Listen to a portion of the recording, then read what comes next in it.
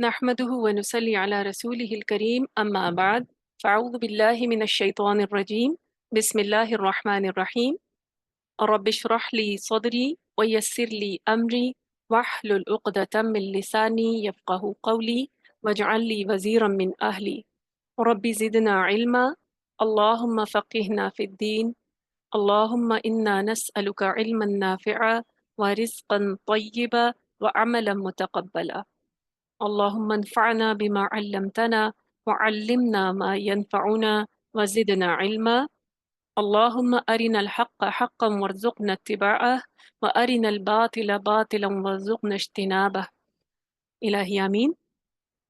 آج انشاءاللہ ہم سورت النساء ہم نے آیت نمبر 10 تک کر لیا تھا پچھلی مرتبہ، اور آیت نمبر 11 سے جو ہے ہم انشاءاللہ شروع کریں گے اپنی تفسیر۔ سورت النساء ہے، پارہ نمبر 4 ہے، یعنی پارہ نمبر 4 ہے۔ اس میں جو ہے اب آگے آج ہم انشاءاللہ جو احکامات دیکھیں گے وہ وراثت سے متعلق ہیں، وصیت یعنی وراثت سے متعلق احکامات ہیں، بہت اہم احکامات ہیں۔ اللہ سبحانہ و تعالیٰ نے قرآن مجید میں سورۃ النساء میں مکمل وضاحت کے ساتھ جو ہے وراثت کے جو احکام ہیں وہ بیان کر دیے۔ اور وراثت جو ہے یعنی کہ جب مرنے والا جو ہے اپنے پیچھے جو چھوڑ کے جاتا ہے، وراثت اسی کو کہا جاتا ہے نا۔ تو وراثت یہ ہے کہ اس میں مرنے والے کے جو مال اور اسباب ہے، اس کے جو بھی ایسٹس ہیں، ان میں کیا، ان کو کیسے تقسیم کیا جائے گا، ان کی کیا تقسیم ہوگی، تو اس کے بارے میں انشاءاللہ بات کریں گے۔ اعوذ باللہ من الشیطان الرجیم، بسم اللہ الرحمن الرحیم۔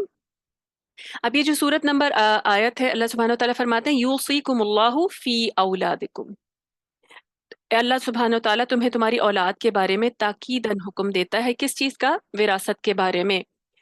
للذکر مثل حظ الانثیین، کہ مرد کا حصہ دو عورتوں کے برابر ہے۔ سب سے پہلے دیکھ لیتے ہیں کہ یہ آیت نمبر 11 اور 12 میں جو ہے نا میراث، وصیت اور قرضے کا احکام جو ہے نا حکم بیان ہوا ہے۔ قرضے کا احکام یعنی اللہ سبحانہ وتعالیٰ نے میراث کے ساتھ ساتھ جو ہے اس کو حکم نازل کیا۔ اور یہ جو وصیت کا علم ہے نا، یہ وراثت کا علم جو ہے، اس کو کہا جاتا ہے علم الفرائض، یعنی اس کو علم الفرائض میں شامل کیا گیا ہے۔ وراثت کا جو علم ہے، نبی کریم صلی اللہ علیہ وسلم کی حدیث ہے جو اس کی اہمیت ہمیں بتاتی ہے۔ نبی کریم صلی اللہ علیہ وسلم نے فرمایا ہے کہ علم الفرائض اور قرآن خود سیکھو، یعنی یہ تاکیدی حکم دیا گیا ہے کس کو؟ ہر مسلمان کو، کہ علم الفرائض یعنی یہ میراث کا علم، وراثت کا علم، اور قرآن خود سیکھو اور لوگوں کو سکھاؤ، اس لیے کہ میں وفات پانے والا ہوں۔ یعنی یہ جو احکامات ہیں ان کو آگے تک پہنچاتے رہو، کیونکہ دیکھیں وراثت کا حکم ایسا ہے، ایسا حکم ہے کہ ہر گھر میں یہ پیش آ جاتا ہے۔ ہر گھر میں کوئی پیارا جانے والا چلا جاتا ہے، والد ہو، شوہر ہو، تو جو بھی جانے والا ہو، عورت ہو، ماں ہو، بیوی ہو، تو جو جانے والا اپنے پیچھے چھوڑ کے جاتا ہے وہ اس کو جو ہے پھر وراثت میں شامل کیا جاتا ہے۔ تو نبی صلی اللہ علیہ وسلم نے حدیث، ترمذی کی حدیث ہے باب الفرائض میں، تو کیا کہا؟ علم الفرائض سیکھو، خود سیکھو اور لوگوں کو سکھاؤ۔ تو اب ہم دیکھیں عام طور پہ ہم جو ہے قرآن مجید میں اس پورشن کو اتنے جو ہے یعنی کہ اتنا زیادہ ڈیپتھ میں نہیں لیتے، اس کے اوپر سے سرسری سا گزر جاتے ہیں۔ ہمارے اوپر لازم ہے ہر مسلمان پر کہ اس کو جو ہے اس کو اچھے طریقے سے پڑھے، اسے سیکھے اور پھر اس پر عمل بھی کرے، تاکہ جو اللہ تعالیٰ نے مرنے والے کے بعد جو حصے رکھے ہیں، اس کے عزیز و اقربا کے، اس کے رشتہ داروں کے، اس کی اولاد کے، بیوی کے، بچوں کے، ماں باپ کے، وہ مکمل ادا کیے جائیں۔ اور اس کو اسی طریقے پر اللہ تعالیٰ کے حکم کے مطابق ادا کر لینے میں ہی انسان کی نجات ہے، جانے والے کی بھی کہ وہ اسی طریقے سے جو ہے وصیت کر کے جائے، اور باقی بھی۔ اب دیکھیں نبی کریم صلی اللہ علیہ وسلم نے فرمایا، اس میں مزید ایک حدیث دیکھتے ہیں۔ نبی کریم صلی اللہ علیہ وسلم نے فرمایا کہ علم تین طرح کے ہیں، تین طرح کے علم ہیں، یعنی اصل بنیادی علم جو ہے۔ اب آپ دیکھیں قرآن مجید، اللہ سبحانہ و تعالیٰ نے اور قرآن مجید میں اور احادیث میں، احادیث کے ذریعے خاص طور پہ ہمیں علم حاصل کرنے کی بڑی فضیلت ملتی ہے۔ اب یہ دنیاوی علم کی بات نہیں ہوتی کہ ہم جو ہے دنیا میں پی ایچ ڈی کر لیں یا پھر کوئی بڑی سی بڑی جو ہے دنیاوی ڈگری لے لیں، یہ اس علم کی بات نہیں ہوتی۔ جس علم کی بنا پر انسان کو شرف ملے گا، جس علم کی بنا پر جو ہے انسان جو ہے اللہ سبحانہ وتعالیٰ کا مقرب ہوتا ہے، وہ دین کا علم ہے۔ تو اسی علم کے بارے میں نبی صلی اللہ علیہ وسلم کی حدیث ہے کہ علم تین طرح کے ہیں، اور ان کے سوا جو کچھ بھی ہے وہ بس فضل ہے، یعنی وہ فضل ہے۔ اب تین طرح کے علم کون سے ہیں؟ آیات محکمات کا علم، یعنی قرآن مجید میں جو باقاعدہ واضح احکام دیے گئے ہیں، ان میں یعنی مختلف نماز کے احکامات ہیں اور بھی بہت سارے احکامات ہیں۔ تو محکمات کا علم سنت قائمہ، جو نبی، دوسرا علم یعنی کون سا ہے؟ سنت قائمہ، یعنی جو نبی کریم صلی اللہ علیہ وسلم کی سنت ہے، انہوں نے کر کے ہمیں دکھایا ہے، اس کا علم، جو سے احادیث کا علم بھی کہا جائے گا۔ اور انصاف کے ساتھ ورثے کی تقسیم، یہ تیسرا علم ہے۔ یہ تین طرح کے علم ہے جو کہ لازمی ہیں۔ اب یہاں پہ جو اس آیات میں تفصیل سے بتایا جائے گا، اس میں قرض کے بارے میں بھی خاص طور پہ بار بار اللہ سبحانہ و تعالیٰ نے ہر حصہ مقرر کرتے ہوئے بات کی ہے، قرض کی ادائیگی کے بعد، قرض کی ادائیگی کے بعد۔ کیونکہ دیکھیں، مرنے والے کے اوپر اگر کسی کا کوئی قرض ہو تو کیا ہوگا؟ اب اس کا قرض اس پیسوں کو تقسیم کرنے سے پہلے ادا کیا جائے گا۔ سب سے پہلا جو کام کیا جائے گا مرنے والے کے مرنے کے بعد اس کے مال کے ساتھ، وہ کیا ہوگا؟ اگر اس کے ذمے کوئی قرض ہے تو وہ ادا کیا جائے گا۔ کیونکہ بعض اوقات لوگ دنیا میں سستی اختیار کر لیتے ہیں نا، قرض لیا ہوتا ہے لیکن وہ وقت پر ادا نہیں کرتے۔ لیکن آپ دیکھیں، اس بات کو ذہن میں رکھیے، قرض کو ادا کرنا، قرض لینا انسان مشکل میں لے لیتا ہے لیکن اس کو ادا کرنے میں دیر نہیں کرنی چاہیے۔ کیونکہ قرض اگر کسی شہید پر بھی ہو نا، تو اس کا معاملہ بھی معلق رہتا ہے، اس کی حساب کتاب بھی مطلب معلق رہتا ہے، وہ جنت میں جانے سے معلق رہتا ہے جب تک اس کا جو ہے قرض ادا نہیں ہوتا۔ تو اس لیے قرض کو معمولی نہ سمجھا جائے۔ اللہ تعالیٰ نے بھی یہ حکم دیتے ہوئے بار بار قرض کے بارے میں جو ہے نا کہا کہ قرض ادا کرنے کے بعد۔ تو ہم اس کو دیکھیں گے کہ قرض کیسے ادا کیا جائے گا۔ سب سے پہلے مرنے والے کا قرض کسی پر ہو وہ ادا کیا جائے گا، پھر اگر اس نے کسی کے لیے وصیت کی ہے وہ جو ہے اس کو پورا کیا جائے گا، جو 1/3 کی وصیت ہو سکتی ہے۔ اس کے بعد میراث تقسیم کی جاتی ہے۔ تو ہم اس کو ابھی تقسیم میں مزید دیکھتے ہیں۔ وصیت کے احکام کے بارے میں نبی صلی اللہ علیہ وآلہ وسلم نے فرمایا کہ اگر کوئی شخص وصیت کرنا چاہتا ہو تو اسے 2 راتیں بھی اس حال میں گزارنی نہیں چاہیے کہ اس کے پاس اس کی وصیت لکھی ہوئی نہ ہو۔ صحیح مسلم کی حدیث ہے، اور صحیح حدیث ہے کتاب الوصیہ میں۔ نبی کریم صلی اللہ علیہ وسلم نے کیا کہا ہے کہ اگر کوئی وصیت کرنا چاہتا ہے تو وہ 2 راتیں بھی ایسی نہ گزارے کہ اس کے پاس اس کی وصیت لکھی ہوئی نہ ہو۔ اب وصیت اور وراثت میں فرق ہے۔ وصیت وہ ہے جو ایک انسان اپنی مرضی سے کر سکتا ہے، اپنا اختیار ہو سکتا ہے اس کا، اپنے چلے جانے کے بعد وہ کہہ سکتا ہے، لیکن وہ صرف 1/3 اپنے پورے مال کا 1/3 میں وصیت کر سکتا ہے، اس سے زیادہ میں نہیں، کیونکہ اس سے باقی جو حصے ہیں وہ اللہ نے خود مقرر کر دیے۔ مرنے والے کا، مومن کا اس پر کوئی اختیار نہیں ہوتا، اللہ تعالیٰ نے 1/3 کے لیے اختیار دیا ہے۔ اور اس 1/3 میں کیا کرے کہ وہ انسان اگر وصیت کرنا چاہتا ہے، کوشش کرنی چاہیے وصیت میں آپ کا جو 1/3 حصہ ہے اس کو صدقہ جاریہ کے کاموں پر جو ہے اس کے لیے وصیت کر دیں کہ وہ صدقہ، کیونکہ دیکھیں ہم جب چلے جاتے ہیں ہمارا مال تقسیم ہو جاتا ہے تو بعض اوقات اب تو اتنی نفسا نفسی کا عالم ہے کہ ہماری اولاد ہمارے لیے، کم لوگ دیکھیں جو اولاد جو ہے بعد میں والدین کے لیے کی طرف سے کوئی صدقہ کرتی رہتی ہے مستقل، یا کوئی صدقہ جاریہ کا کام کر دیتی ہے۔ تو بہتر یہ ہے کہ جو آپ 1/3 کی وصیت کریں، کرنا تو یہی چاہیے کہ اس سے اپنے لیے اپنی آخرت کا کوئی سامان کر دیں۔ یعنی یہ وصیت آپ لکھوا سکتے ہیں، یہ وصیت آپ لکھ کر اپنے پاس رکھ سکتے ہیں کہ میرے مرنے کے بعد جو میرا مال ہے اس کا 1/3 حصہ جس میں اللہ نے مجھے اختیار دیا ہے اس کو اس جگہ پر استعمال کیا جائے۔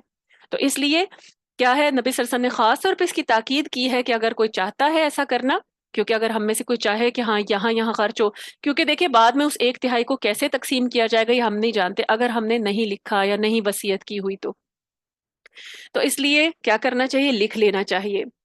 اور وصیت کی آخری حد 1/3 مال تک ہی ہے، اس چیز کو ذہن میں رکھیے گا، 1/3 مال میں وصیت کی جا سکتی ہے، باقی مال میں نہیں کی جا سکتی ہے، اور وارث کے حق میں وصیت نہیں کی جا سکتی۔ اب دیکھیں اولاد کو اگر حصہ ملنا ہی ہے نا مرنے کے بعد، تو ایک انسان یہ نہیں کر سکتا کہ اولاد کو جو ملنا ہے باقی اس 1/3 میں سے بھی میرے بچوں کو دے دیا جائے، نہیں دیا جائے گا۔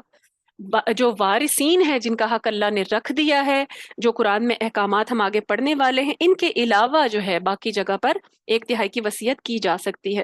نبی کریم صلی اللہ علیہ وآلہ وسلم نے خطبہ حجت الوداع کے موقع پہ فرمایا کہ اللہ عز و جل نے ہر صاحب حق کا حق مقرر کر دیا ہے، لہٰذا اب وارث کے حق میں وصیت جائز نہیں ہے، یعنی اب وارث کو مزید مال نہیں دیا جائے گا اس 1/3 حصے میں سے، وارث کے حق میں وصیت جائز نہیں ہے۔ ترمذی کی حدیث ہے۔ اور اسی طرح مزید کیا کہا کہ وصیت کی آخری حد 1/3 مال سے زیادہ نہیں ہے۔ 1/3 مال سے زیادہ اگر انسان کر کے جائے کہ یہاں میرا مال دے دینا، تو وہ بھی اس کے لیے ویلڈ نہیں ہوگی۔ اس کے جانے کے بعد اس کے لواحقین کو چاہیے کہ 1/3 مال کو ہی اس تصرف میں لایا جائے، 1/3 مال سے زیادہ جو ہے وہ نہ ایسے خرچ کیا جائے۔ سیدنا عبداللہ بن عباس رضی اللہ تعالیٰ عنہ فرماتے ہیں کہ کاش لوگ تہائی سے کم کر کے چوتھائی کی وصیت کریں، یعنی اس سے بھی کم کریں، باقی اپنے پیاروں کے لیے چھوڑ جائیں، کیونکہ نبی کریم صلی اللہ علیہ وسلم نے فرمایا تھا کہ اللہ تعالیٰ نے فرمایا کہ 1/3 بھی بہت ہے، اور یہ جو ہے مسلم کی حدیث ہے۔ اس کے علاوہ جو ہے قاتل اگر ہو، نبی صلی اللہ علیہ وسلم کی حدیث ہے کہ قاتل مقتول کا وارث نہیں ہوتا۔ اگر فرض کریں کسی نے کسی کو قتل کر دیا جو کہ اس کا وارث ہے، اگر وہ مرتا اس کے بعد اس کو حصہ ملتا، اگر اس نے اس کو قتل کیا ہے تو اس کو اس کا حصہ نہیں دیا جائے گا۔ نبی کریم صلی اللہ علیہ وسلم نے، ترمذی کی حدیث ہے، فرمایا کہ قاتل مقتول کا وارث نہیں ہو سکتا۔ اگر بعض اوقات آپ دیکھیں نا کہ اپنے ہی پیارے جو ہیں اپنے ہاتھوں اپنے، بعض آپ دیکھیں ہم اس فتنوں کے دور میں آ چکے ہیں کہ والدین کو اولادیں قتل کر دیتی ہیں، تو قاتل اگر بچہ ہے، بیٹا ہے، اور اگر اس نے قتل کیا ہے تو وہ وارث نہیں ہوگا۔ اس کے علاوہ ہمیں مزید حدیث سے پتہ چلتا ہے کہ کافر مسلمان کا اور مسلمان کافر کا وارث نہیں ہو سکتا، یعنی کافر جو چھوڑ کر جائے گا وہ کسی مسلمان کو نہیں دیا جا سکتا۔ فرض کریں کسی ایک گھر میں کفر اور ایسے ہی ایک نے اسلام قبول کر لیا، دوسرا بھی مشرک ہے، تو پھر کیا ہوگا؟ وہ آپس میں وارث نہیں ہو سکتے۔ نبی کریم صلی اللہ علیہ وسلم نے فرمایا کہ کافر یا مرتد مسلمان کا اور مسلمان کافر کا وارث نہیں ہو سکتا۔ یہ بھی بخاری کی حدیث ہے، یعنی بہت اہم حدیث ہے۔ اس میں اس کے علاوہ ایک بات اور یاد رکھیے، جیسے آج کل الحاد اور ارتداد، یعنی مرتد جو ہیں وہ بہت پیدا ہو رہے ہیں، تو اس چیز کو ذہن میں رکھیے کہ اگر کوئی کسی کی خدا نہ خواستہ گھر میں کوئی اولاد یا کوئی اپنا پیارا جو ہے اگر ارتداد کا شکار ہو جاتا ہے، مرتد ہو جاتا ہے یا ایتھیزم کی طرف چلا جاتا ہے، تو وہ وارث نہیں ہوگا۔ مرتد کو جو ہے وراثت میں حصہ نہیں دیا جائے گا۔ اگر کوئی دین سے پھر جاتا ہے تو اس کو وراثت میں حصہ اس کے والدین کی طرف سے یا جو بھی اس کا پیارا ہو وہ نہیں دیا جائے گا۔ میراث کی تقسیم سے متعلق جو ہے احکامات نازل ہونے سے پہلے وصیت فرض کر دی گئی تھی کہ جو وارث ہے نا ان کے لیے بھی وصیت کر لی جائے۔ قرآن میں ایسے احکامات ہیں، جب تک اترا نہیں تھا نا، اللہ سبحانہ و تعالیٰ نے خود حصے مقرر نہیں کیے تھے، اس سے پہلے اللہ تعالیٰ نے قرآن مجید میں آیت نازل کی تھی کہ والدین کے لیے بھی جو ہے تاکید کی جائے، لیکن اس کے بعد جب اللہ تعالیٰ نے خود حصے مقرر کر دیے تو پھر وہ آیت جو ہے وہ منسوخ ہو گئی، اور وہ قرآن مجید میں لکھی ہوئی ہے لیکن اس پر اب عمل نہیں کیا جائے گا، کیونکہ اس کے بعد وراثت کے حصے مقرر کر دیے گئے ہیں۔ لیکن بعض اوقات یہ بھی سوال آتا ہے نا کہ پھر پہلے وہ آیت کیوں نازل کی گئی تھی؟ اس لیے کہ بتدریج حکم کو نازل کرنا تھا۔ جس معاشرے میں کتاب نازل ہو رہی تھی، جس اس وقت کے دور میں تو ایک دم حکم کو لینا مشکل ہوتا تھا، تو اللہ سبحانہ و تعالیٰ گریجولی حکم اتارا کرتے تھے حکمت کے تحت۔ تو یہاں پر یہ ہے کہ میراث کی تقسیم سے متعلق جب پہلے وصیت فرض کر دی گئی تھی کہ انسان جو ہے اپنی موت سے پہلے اپنے والدین، دوسرے اقربا کے متعلق جو ہے وصیت کر سکتا ہے کہ انہیں میت یعنی میری جائیداد میں کتنا کتنا حصہ دیا جائے، تو یہ ہے کہ اگر پھر انسان کوئی خود گڑبڑ کرتا تو پھر کیا ہوتا؟ اگر خود فرض کریں اس کی وصیت، ایک کہنے مرنے والا تو مر جاتا ہے نا کہہ کر، اس وقت مر جاتا تھا، اگر اس میں کوئی گڑبڑ کر لے تب بھی کیا ہوگا؟ گڑبڑ کرنے والوں کو اس کا جو ہے وہ گناہ ہوگا۔ تو اب ہم دیکھتے ہیں کہ اللہ سبحانہ و تعالیٰ نے کیا حکم دیے ہیں وراثت کے، ان کے اوپر توجہ ضروری ہے، یعنی ہمیں علم ہونا چاہیے، یہ ہمارے لیے بہت اہم علم ہے۔ اللہ سبحانہ و تعالیٰ فرماتے ہیں یوصیکم اللہ فی اولادکم للذکر مثل حظ الانثیین فإن کن نساء فوق اثنتین فلہن ثلث ما ترک۔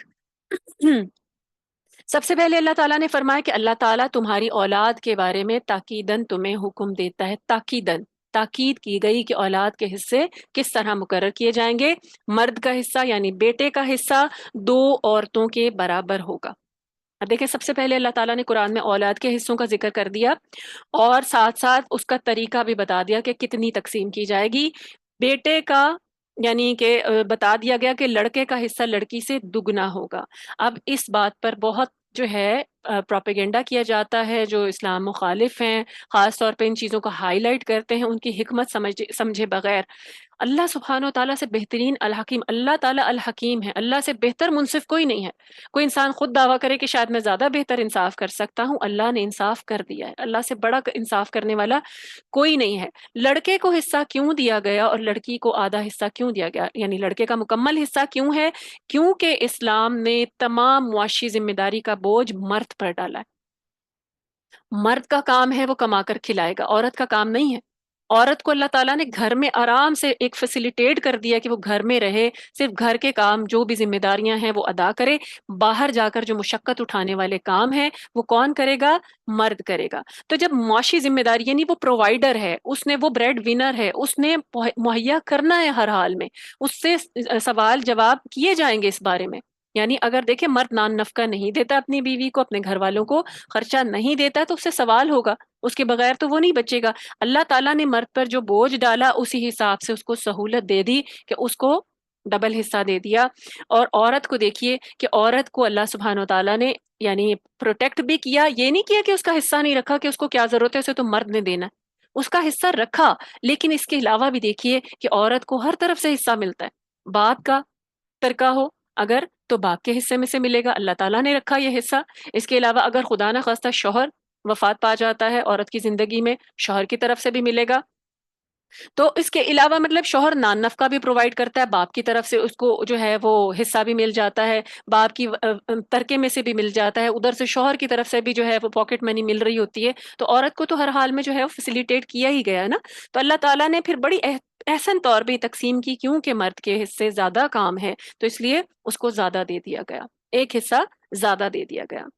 لیکن عورت کا حصہ بھی نہیں مارا گیا، کیونکہ دوسرے ادیان میں دیکھیں یا پھر زمانہ جاہلیت میں دیکھیں تو عورت کا تو کوئی رائٹ ہی نہیں تھا، ایک پینی پر رائٹ نہیں تھا کہ وراثت میں اسے ایک پینی بھی دی جاتی۔ اللہ سبحانہ و تعالیٰ نے عورت کو حصہ عورت کے لیے لازم کر دیا کہ بیٹی کے لیے یا لڑکی کے لیے حصہ ہوگا۔ تو اب اس کے علاوہ اللہ سبحانہ و تعالیٰ نے کہا کہ اگر اولاد میں مطلب ہمیں یہاں پتہ چلتا ہے، اگر اولاد میں اللہ سبحانہ و تعالیٰ فرماتے ہیں وَإِن كَانَتْ وَاحِدَةً فَلَهَا النِّصْفُ، ٹھیک ہے؟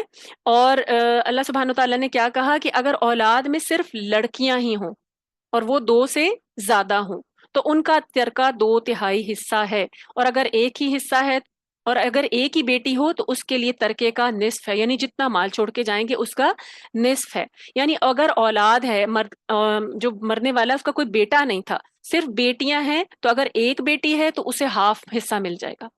باقی ان باقی کی تقسیم بھی ہم دیکھتے ہیں آگے کہ باقی کیسے تقسیم ہوگا، لیکن اگر بیٹی ہی صرف ایک ہے تو پورے مال کا آدھا حصہ اس کو مل جائے گا۔ دو یا دو سے زیادہ ہوں گی تو 2/3، اور یہ 2/3 جو ہے یہ عورت کے حق کی آخری حد ہے، اس سے کم بھی نہیں کیا جائے گا اس کے لیے، ٹھیک ہے؟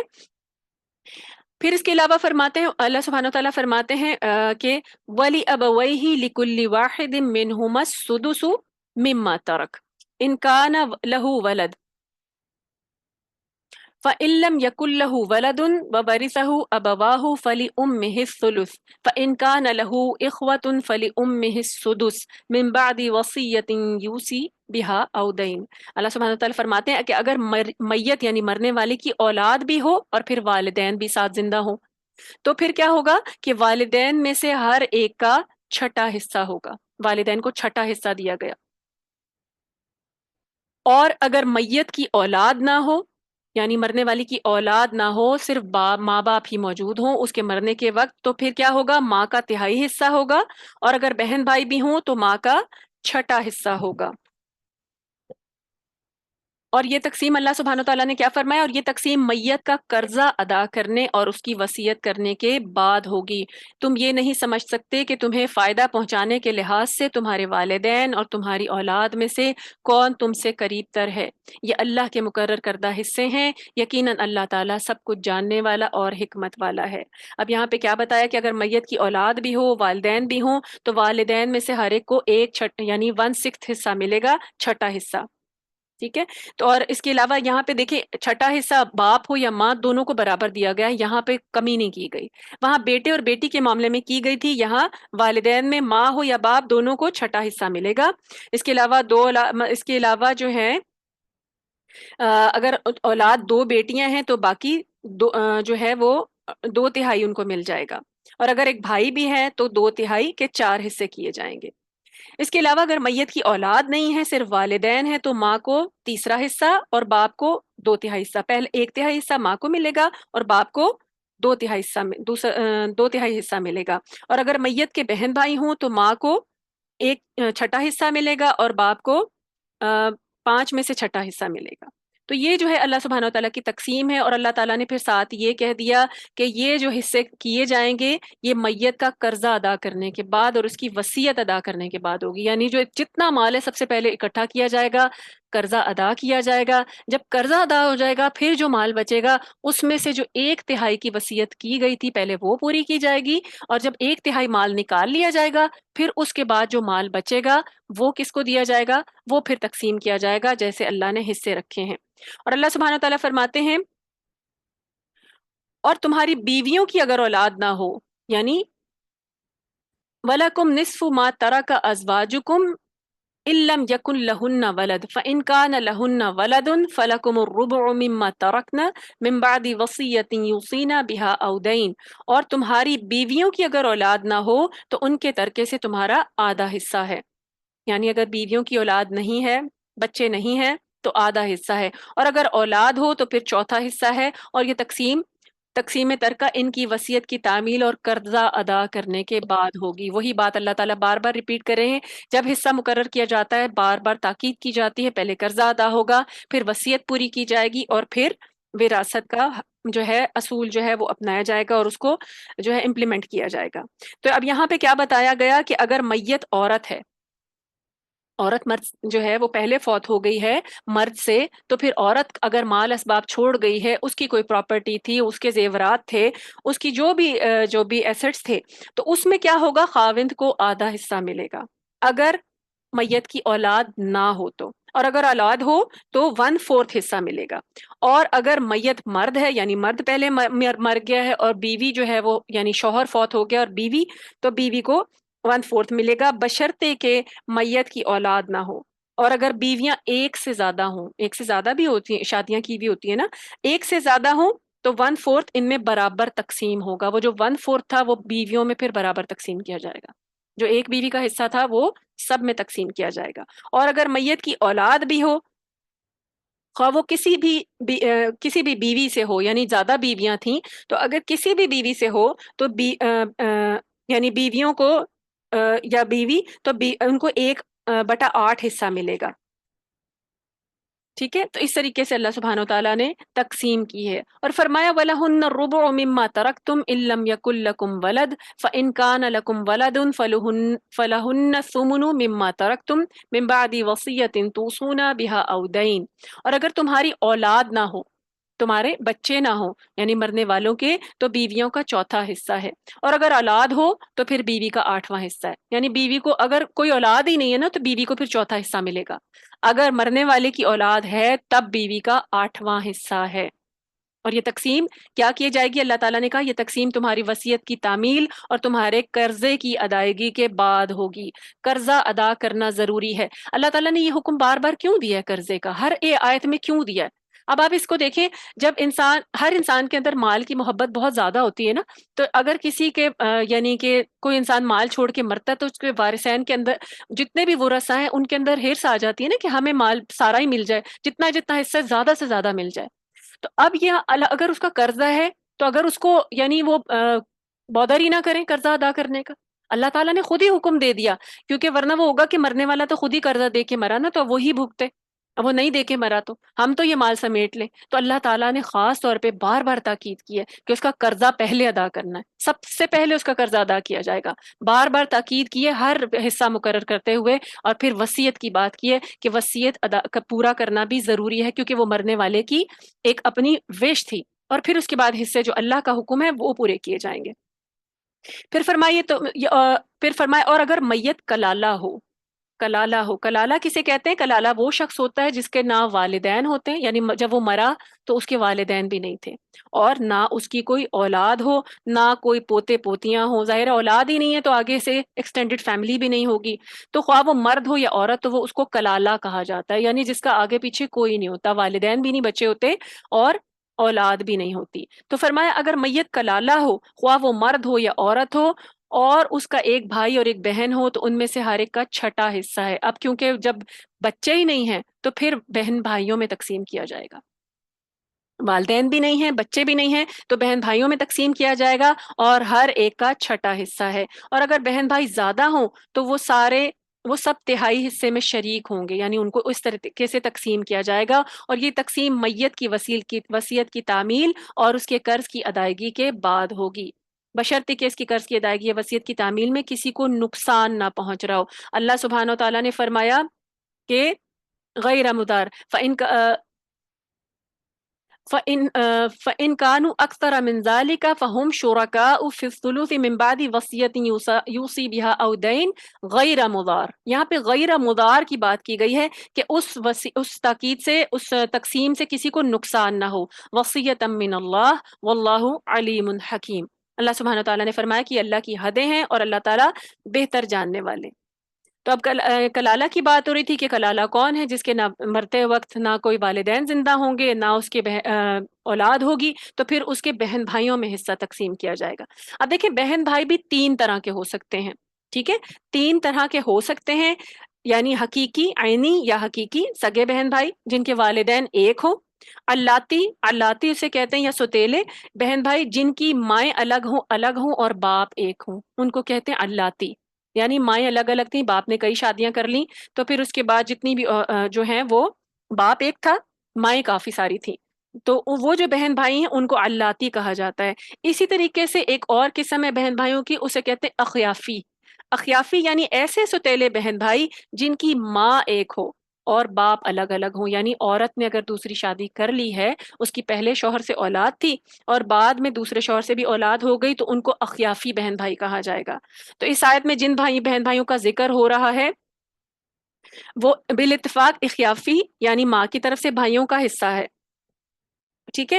اور اسی صورت کی آیت نمبر 176 میں ہم دیکھیں گے کہ دوسرے بہن بھائیوں کا بھی ذکر کیا جائے گا، ٹھیک ہے؟ تو یہاں پر مزید جو ہے اللہ تعالیٰ نے ان کا بھی حصہ جو ہے ان کا بھی ذکر کر دیا، کیونکہ اگر ماں ایک ہے یا باپ ایک ہے تو بہرحال حصہ جو ہے وہ تقسیم کیا جائے گا۔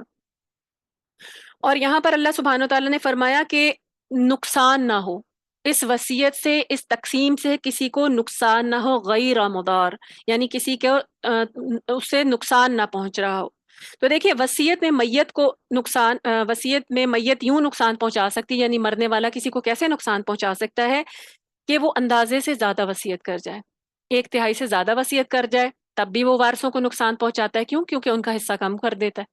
اگر وہ زیادہ وصیت کر جائے تب بھی نقصان ہے، اور یعنی جان بوجھ کر کرے تب بھی نقصان ہے، یعنی انجانے میں کرے تب بھی نقصان ہے، اور اگر جان بوجھ کر کرے تب بھی نقصان ہے۔ ایک بات یاد رکھیں کہ اگر انسان جان بوجھ کر کوئی ہوتا ہے نا کہ زیادہ تقسیم ایسی کر کے چلا جاتا ہے کہ اولاد کو فائدہ مل جائے اور ایک کو زیادہ فائدہ مل جائے، تو اس کو اپلائی نہیں کیا جائے گا۔ اگر انسان کی جو مرضی وش رہی ہو، اگر وہ مسلمان ہے تو اس کے مرنے کے بعد اس کا حصہ جو ہے اسی طریقے پر تقسیم کیا جائے گا جو اللہ نے رکھا ہے۔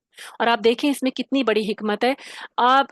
آپ نے شاید ہمارے ارد گرد بہت سارے ایسے کیسز ہیں جہاں پہ وراثت پر بہن بھائی ایک دوسرے کے خون کے پیاسے ہو جاتے ہیں۔ اللہ تعالیٰ اگر یہ حصے مقرر نہ کرتے تو دیکھیں بعض اوقات ہوتا ہے نا کہ اسلام کی خاطر اس کو ماننا پڑتا ہے، اللہ کے حکم کو مانتے ہوئے پھر برابر تقسیم کر دی جاتی ہے، اور پھر بے شک دلوں میں جتنا بھی جو ہے میل ہو، لیکن تقسیم کر دی جاتی ہے کہ چلو اللہ نے رکھا ہے۔ اگر اللہ سبحانہ و تعالیٰ یہ حصے نہ رکھتے تو پھر آپ دیکھتے، ابھی حصے رکھے ہوئے ہیں تو آپ دیکھیں کہ کیسی لڑائیاں پڑ جاتی ہیں اس وراثت پر، بہن بھائی ساری ساری زندگی ایک دوسرے سے نہیں ملتے۔ اللہ نے لڑکی کا حصہ رکھا ہوتا ہے لیکن لڑکی کا حصہ اس کو دیا نہیں جاتا اور دبا لیا جاتا ہے، نقصان پہنچا دیا۔ تو اب اگر اس کے علاوہ ڈیلیبریٹلی اگر مرنے والا جو ہے غلط وصیت کر کے چلا جائے گا تو مرنے والے کے لیے آگے آگ ہے، بے شک وہ کتنے بھی، کیونکہ یہ بہت بڑا اللہ کا حکم ہے، اگر وہ اللہ کے حکم میں امینڈمنٹ کر کے چلا جاتا ہے تو آگے اس کو جواب دینا پڑے گا، آگے اس کو اس کی سزا ملے گی۔ تو کرنے کا کام کیا ہے کہ برابر، یعنی یہ بھی تاکید کر دی جائے کہ جو بھی حصے تقسیم کیے جائیں گے وہ اللہ کے حکم کے مطابق کیے جائیں گے، اس میں اپنی مرضیاں نہیں کی جائیں گی۔ اور بعض اوقات دیکھیں ایسا بھی ہوتا ہے کہ کچھ اولادیں جو ہیں وہ ایسا کہہ دیتی ہیں کہ ہمیں تو فلاں وقت میں انہوں نے یہ کہہ دیا تھا کہ تمہیں یہ ملے گا، فلاں دکان تمہیں ملے گی، فلاں پلاٹ تمہیں ملے گا، فلاں گھر تمہیں مل جائے گا۔ اس کی کوئی حیثیت نہیں ہے. دیکھیں دنیا میں زندگی میں، اپنی زندگی میں اگر وہ انسان کسی کو ہبا کر دیتا ہے، اس کو ہبا کہتے ہیں. اگر بیوی کے نام گھر کر دیا تو وہ مرنے کے بعد اس کی وراثت نہیں رہے گی. یعنی اگر اس نے اپنی زندگی میں کسی کو ہبا کر دی کوئی چیز اپنی اولاد کو، تو دے دی، بیوی کو دے دیا، بیوی کے نام گھر کر دیا، تو وہ مرنے کے بعد اس عورت سے نہیں چھینا جائے گا یا اس اولاد سے نہیں چھینا جائے گا، کیونکہ وہ اپنی زندگی میں اس نے ہبا کر دیا تھا. لیکن یہ بیوی کے حد تک تو ٹھیک ہے. جب اولادوں میں غلط تقسیم کی جاتی ہے، بعض لوگ اپنی زندگیوں میں کہتے ہیں نا کہ اپنی زندگیوں میں کر دیتے ہیں. بعض اولادیں زیادہ پیاری ہوتی ہیں اور اس میں کیا کرتے ہیں، ڈنڈی مار لیتے ہیں، کسی ایک کو زیادہ نواز دیتے ہیں.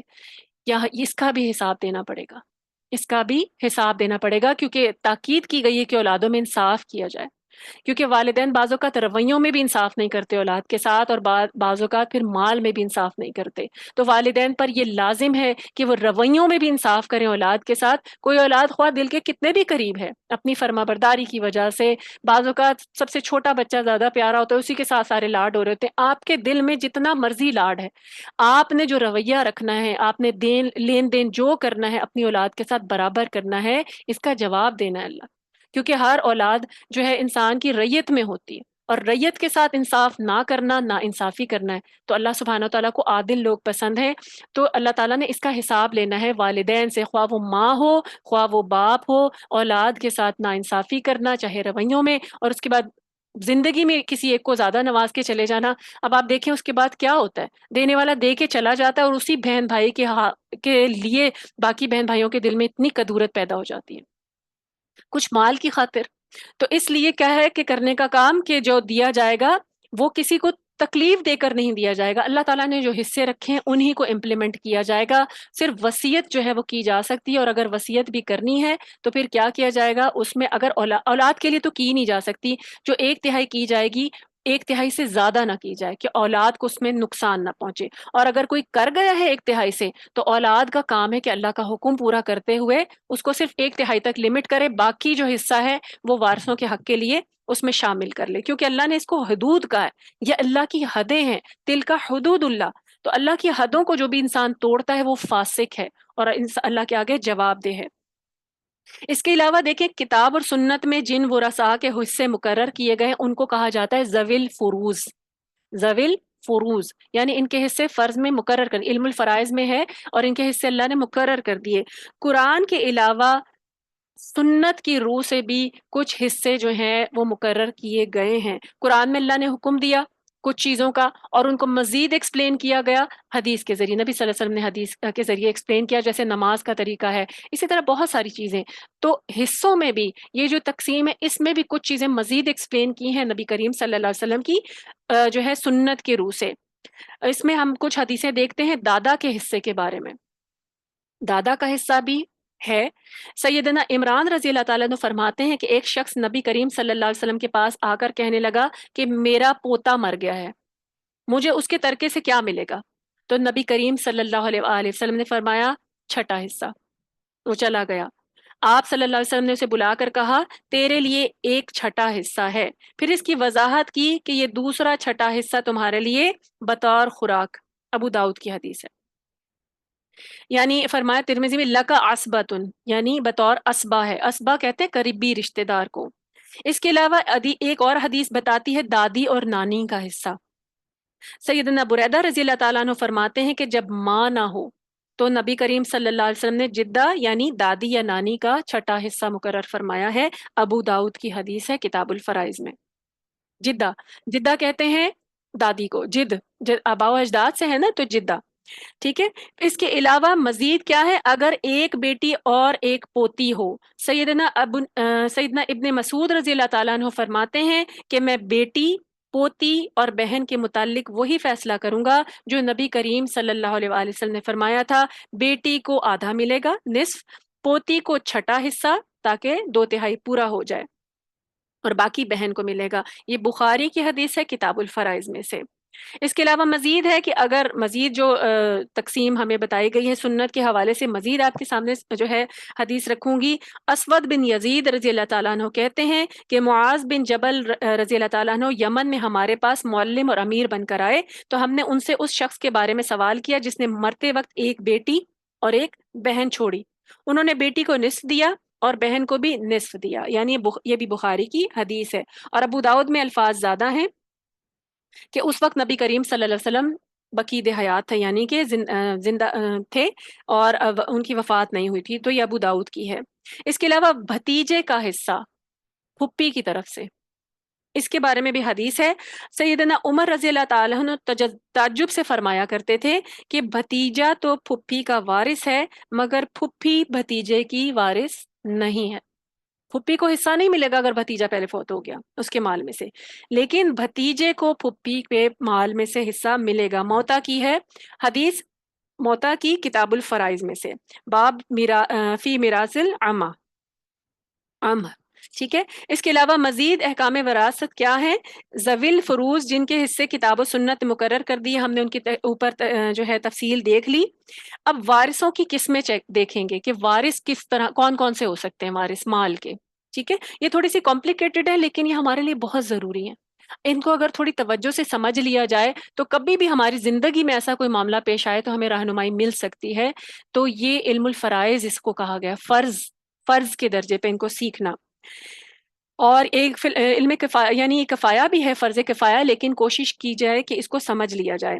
تو وارثوں کی قسموں میں دیکھتے ہیں اسبات، اسبا کہتے ہیں میت کے قریب ترین رشتہ دار مرد کو، اسبا۔ اور ذوی الفروز کی ادائیگی کے بعد جو بھی بچے گا وہ کسے ملے گا؟ اسبا کو۔ جیسے سعد بن ربیع کے بھائی کو آپ نے 2 بیٹوں کا حصہ 2/3 حصہ اور بیوی کا 8واں حصہ اور باقی جو ہے 5واں حصہ جو دیا تھا۔ اسبا کے متعلق نبی کریم صلی اللہ علیہ وسلم کا جو ہے حدیث دیکھتے ہیں۔ اسبا کے متعلق نبی کریم صلی اللہ علیہ وسلم نے فرمایا ہے کہ اللہ کے مقرر کردہ حصے داروں کو ادا کرو، پھر جو باقی بچ جائے تو وہ قریب ترین رشتہ دار مرد کا ہے۔ یعنی آپ دیکھیں، اگر بچتا ہے، ویسے تو اب تو کچھ بھی نہیں بچتا، لیکن اگر اسی تقسیم میں کچھ بچ جائے تو جو قریبی رشتہ دار مرد ہے وہ وارث بھی مطلب اپنا بہت ہی قریبی بھی ہو سکتا ہے، تو وہ قریبی رشتہ دار مرد کا ہے۔ بخاری کی یہ حدیث ہے۔ تو دیکھیں بعض اوقات کیا ہوتا ہے، ذوی الفروز اسبا کے ساتھ مل کر اسبا بن جاتے ہیں، تو جو ہے سب سے پہلے اسبا میں سے اولاد کو دیکھا جائے گا، پھر اوپر کی طرف سے چچاؤں میں سے، ٹھیک ہے۔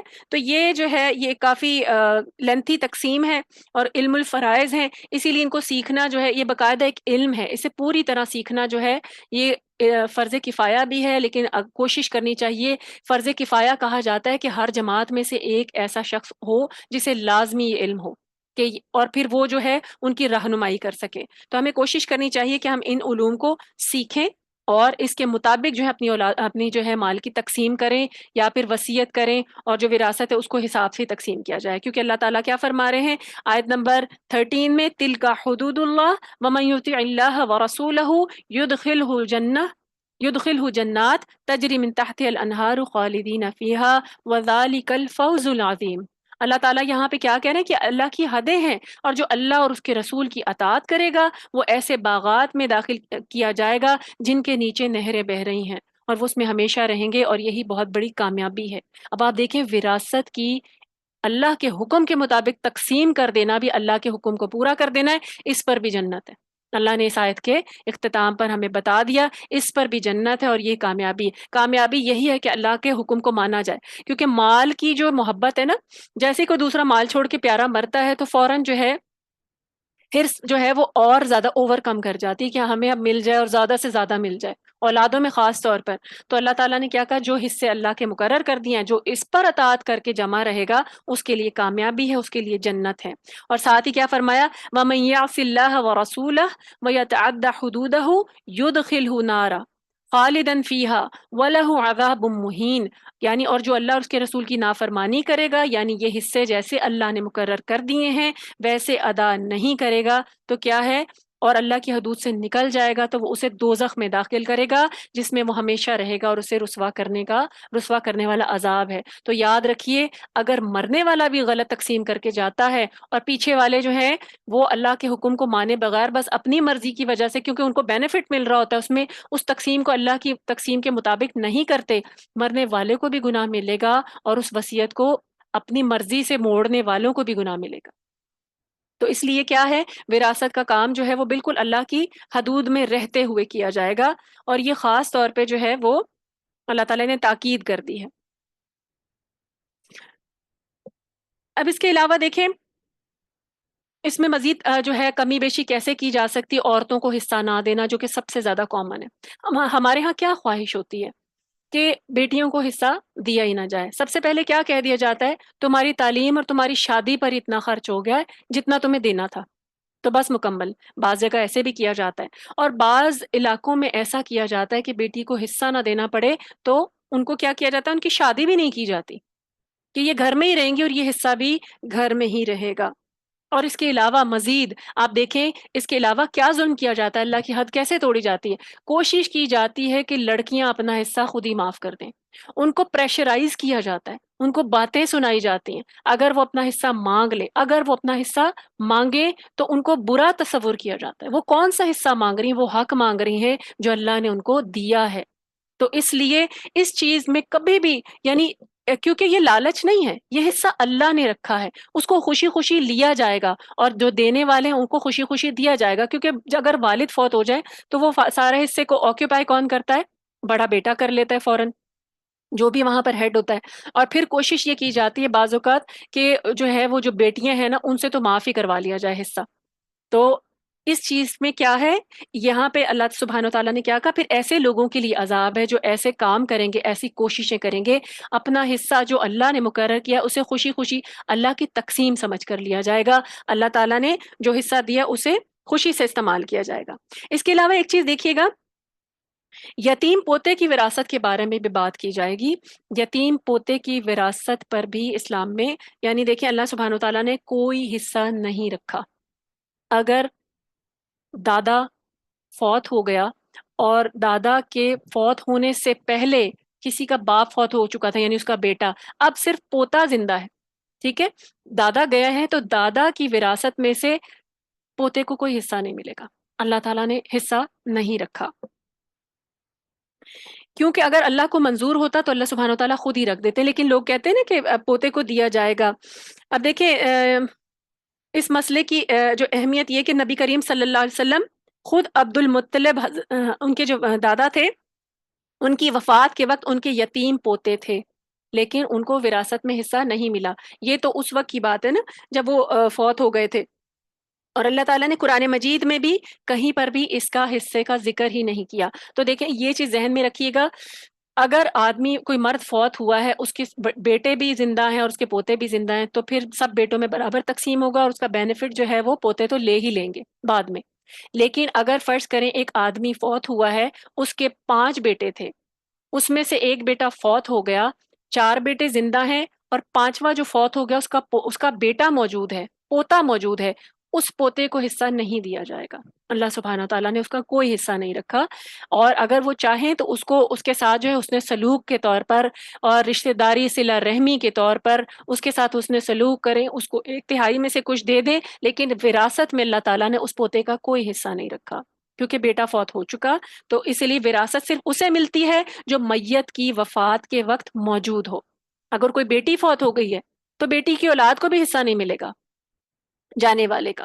تو ہمارے ہاں تو یہ ہوتا ہے نا کہ سب کو دیا جائے گا، اگر بیٹا نہیں ہے تو پھر اس کے گھر والوں کو مل جائے گا، بیٹی نہیں ہے تو اس کے گھر والوں کو مل جائے گا، تو ایسا کوئی حصہ نہیں رکھا۔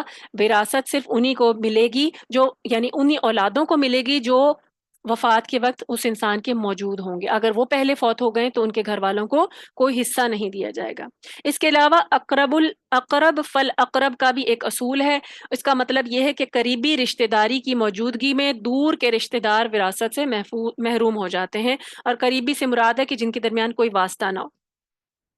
تو جیسے میت کی صلبی اولاد ہو، تو جب صلبی اولاد ہوتی ہے تو پھر چچاؤں اور پھوپھیوں کی موجودگی میں ہوں بھی تو پھر ان کو وراثت کا حصہ نہیں دیا جاتا۔ تو اسی طریقے سے یہ جو ہے تقسیم کی گئی ہے، اور اللہ تعالیٰ نے جو حصے رکھ دیے ہیں کوشش کریں، کیونکہ یہ نیکی ہے، اگر اسی کو اسی مطابق تقسیم کیا جاتا ہے، اگر اپنے حق میں کمی بھی کرنی پڑ رہی، اگر فرض کریں والد کہہ کے گئے کہ میں نے تمہیں دے دیا ایک پلاٹ پورا، اور انسان کو پتہ ہے اب وہ کہہ گئے ہیں لیکن اس کو کوئی حیثیت نہیں ہے، وہ فوت ہو گئے، زندگی میں دے جاتے تو ٹھیک تھا، لیکن اب اگر وہ وفات پا گئے اور بعد میں آ کے کلیم کریں میرے والد نے تو اس وقت مجھے پلاٹ دے دیا تھا، اللہ کا حکم یہ ہے کہ اس وقت جو ہے صرف اس پر راضی رہا جائے جو اللہ نے اب آپ کے لیے فیصلہ کیا۔ وہ جانے والا پہلے آپ کو ہبہ کر جاتا، آپ کے نام کر جاتا تو وہ آپ کا پلاٹ تھا. زبانی کلامی کہنے کی کوئی حیثیت نہیں ہے، کیونکہ پھر مرنے والا جو چھوڑ کے جائے گا وہ اللہ کے حکم کے مطابق تقسیم ہوگی. تو یہ ہے وراثت کے قوانین. اب یہاں سے اس کے بعد اللہ تعالیٰ نے بہت اہم اصول، یعنی وراثت کے اصول کرنے کے بعد، بتانے کے بعد پھر زنا کے بارے میں بات کی ہے. سورۃ النساء میں بھی بہت اہم آیات ہیں، حکم ہے، احکامات ہیں زنا کرنے والوں مردوں اور عورتوں کے بارے میں بات کی ہے. اللہ سبحانہ وتعالیٰ فرماتے ہیں آیت نمبر 15 میں، واللاتی یأتین الفاحشۃ من نسائکم فاستشہدوا علیہن اربعۃ منکم فإن شہدوا فامسکوہن فی البیوت حتی یتوفاہن الموت او یجعل اللہ لہن سبیلا.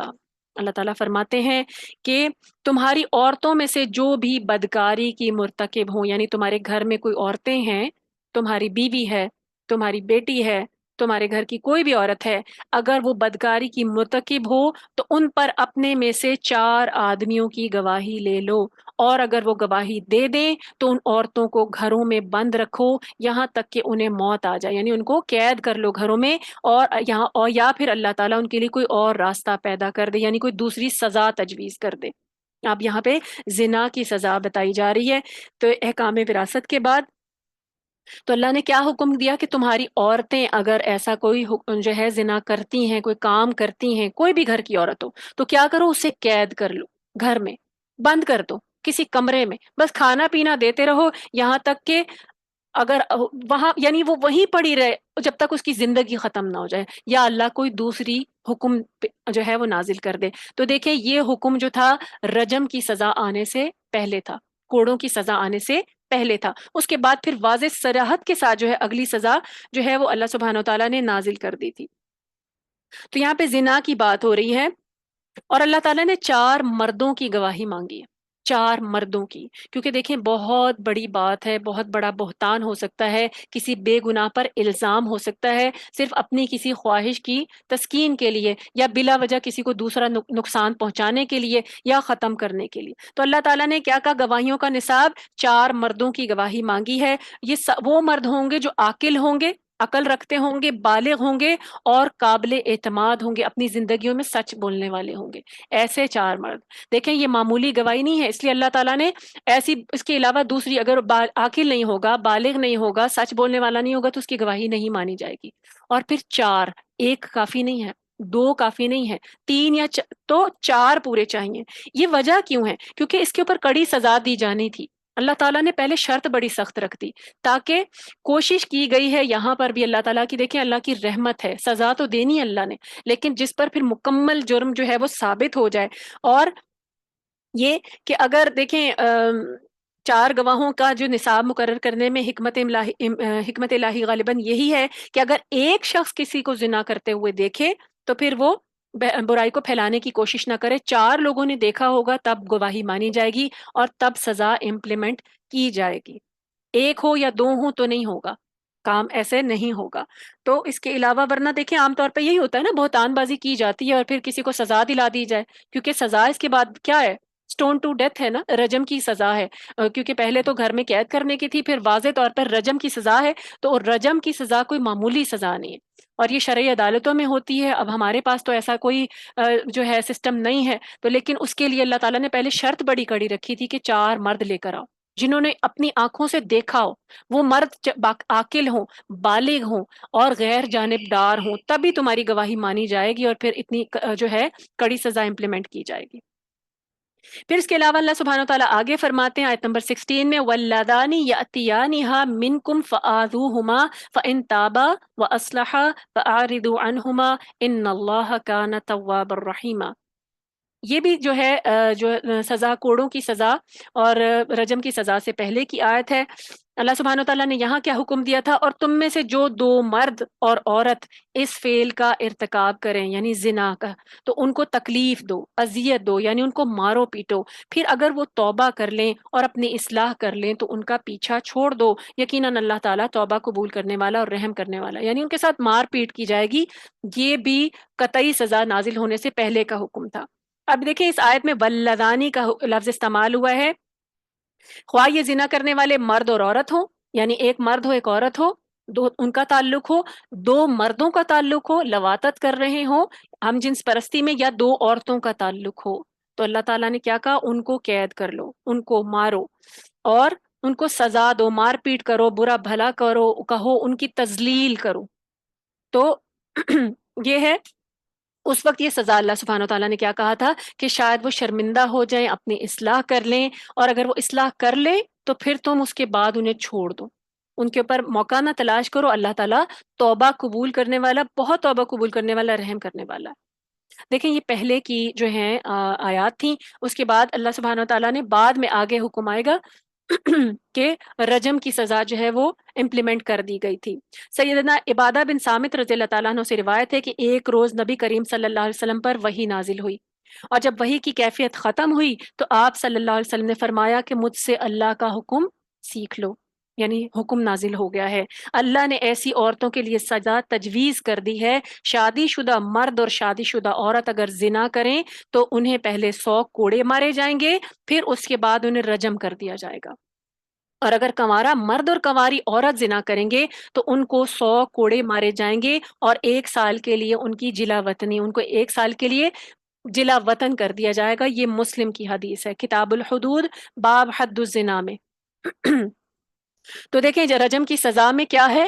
شادی شدہ مردوں کے لیے، شادی شدہ عورتوں کے لیے، اگر، کیونکہ اللہ نے ان کو ایک حلال ذریعہ دے دیا، ان کو اللہ تعالیٰ نے ایک زوج دے دیا، اگر اس کے باوجود وہ اپنی جو ہے شہوت پوری کرنے کے لیے کسی غیر مرد یا عورت کی طرف رجوع کریں، تو اللہ تعالیٰ نے شادی شدہ کے لیے یہ سخت انتہائی سٹون ٹو ڈیتھ کی حکم جو ہے وہ نازل کیا، اور یہ اللہ کا حکم ہے جو نبی صلی اللہ علیہ وسلم نے پھر سکھایا، اور کیا کہ پھر ان کو پہلے 100 کوڑے مارے جائیں گے، پہلے ان کی مزید تذلیل کی جائے گی، اور پھر اس کے بعد ان کو کیا کیا جائے گا؟ رجم کی سزا ہے کہ ان کو آدھا آدھا زمین میں دفن کر دیا جائے، اور پھر اس کے بعد انہیں پتھر مارے جائیں، یہاں تک کہ وہ ختم ہو جائیں، فوت ہو جائیں۔